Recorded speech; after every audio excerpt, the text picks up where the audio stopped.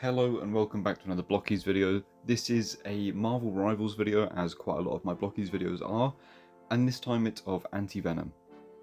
Now this one is pretty much the same as the original Venom, aside from the colour change, but I think it's still worth taking a look at.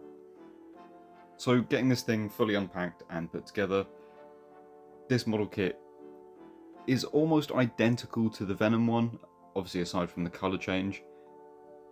And I'm not too fussed about that. I quite like this. I think the all white is quite nice. There are a few things that I would maybe have preferred going forwards and just taking a look towards the end. Now obviously I've sped this up massively. I wanted to keep the build process in, but not have it be really lengthy, because this probably takes me about half an hour to do normally, maybe an hour. So this is about 3 minutes of footage that obviously I've sped up again some, so this is about a minute total. And you can see I'm kind of speeding through this. I've built one already, so it's pretty much the same. And now this is the only bit that I do find tedious, is doing these tentacles, because he's got these really long tentacles and he's got 4 of them. So putting these together can get a little bit tiresome, I suppose is the best word, but it's very much worth it in the end. You can also see me realise that I've made them too short by 1. So there he is, and let's take a proper up-close look at him. And here he is. Now, for me personally, I find Anti-Venom having red eyes really strange. For a character that's like a full colour inversion, I would have thought Marvel Rivals would make his eyes black. But again, just personal preference. Now you do get 2 back pieces with this. You do have the option of either having the tentacles and obviously the ball hinges on the back, or a completely smooth back. And you can change them out once you've built them. This isn't a very difficult process. I personally split him at the torso. I did find it quite tricky to remove the back, but it worked just fine.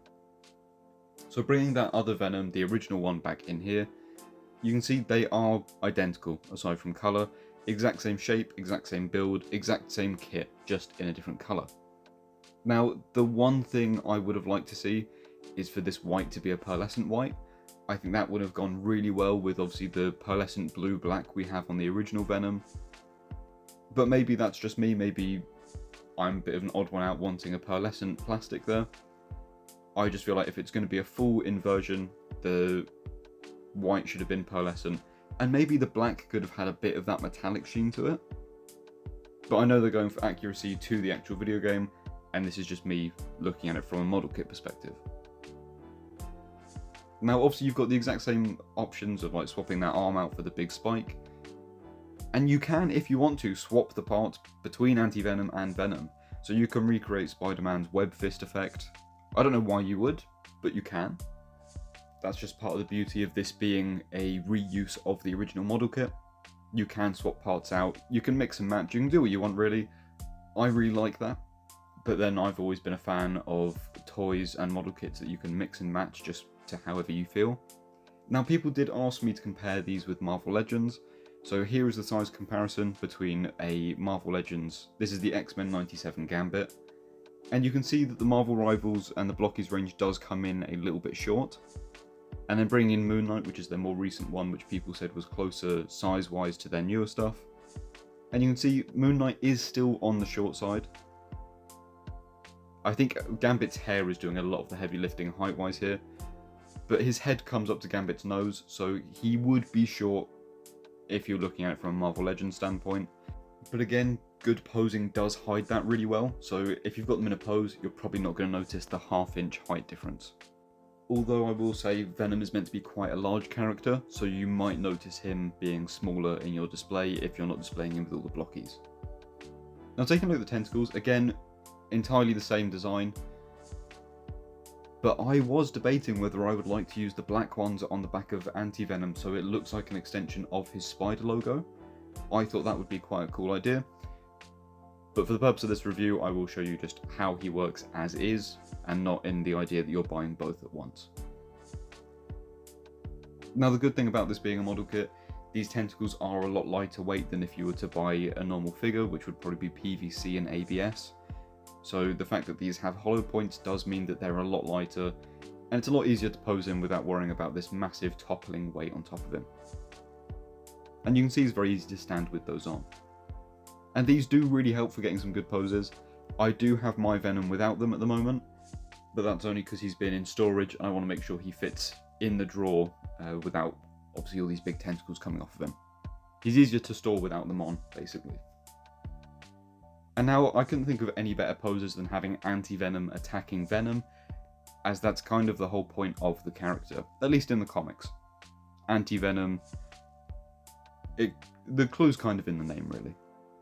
Now, using those tentacles again, just to help balance him, you can see the furthest one is already touching the ground, and I've just adjusted the one closest to the camera to touch the ground as well. And now it fixes that stability issue that I was having. Very much Iron Spider reminiscent. I would love to see an Iron Spider in the Marvel Rivals style as a model kit. I think that'd be great. We've already got Spider of Penny Parker. I feel like Blokees could absolutely nail an Iron Spider. Now, obviously having him posed up with Venom works really well, but I do also want to show him utilising those tentacles a bit more. So let's get this final one done of him and Venom, and then I'll do a proper one just showing how good these tentacles can be and how well they work when posed correctly. I do also notice I think the tongue on Anti-Venom is a slightly darker red than the one that came with just the standard Venom. I do prefer the Anti-Venom tongue. If there is a difference that I'm noticing, or maybe it's just because one's black and one's white, and so the colour saturation looks different, but it does look like a darker red, a more intense red on the Anti-Venom, which obviously ties into the eyes quite well, but I think I prefer that. And now here you can see him fully just on those two tentacles, and because they have flat spots, it means if you bend them properly, he can fully just have all his weight on that, and he is really sturdy like this. I'm not worried about him falling over, the joints hold tight enough, so I'm not worried about him slowly collapsing while he's up on my shelf. I think this is my favourite pose that I got out of Anti-Venom. This model kit poses so nicely, and I think this just kind of has an almost motion to its motionless pose, if that makes sense. He's in motion in that, and I think it works really well. I also think this looks really menacing. This pose works really well for almost any villain. Venom does it really nicely, so obviously you've got the tendrils holding him up, and that's something we've seen him do in the comics and in the movies, so really like how this works. This also would be a really good pose for Ultron, which I will be reviewing at some point. But let me know what you guys think. I absolutely love this model kit, and I think it's been done really well. Huge thank you to Blokees, and I'll see you in the next one.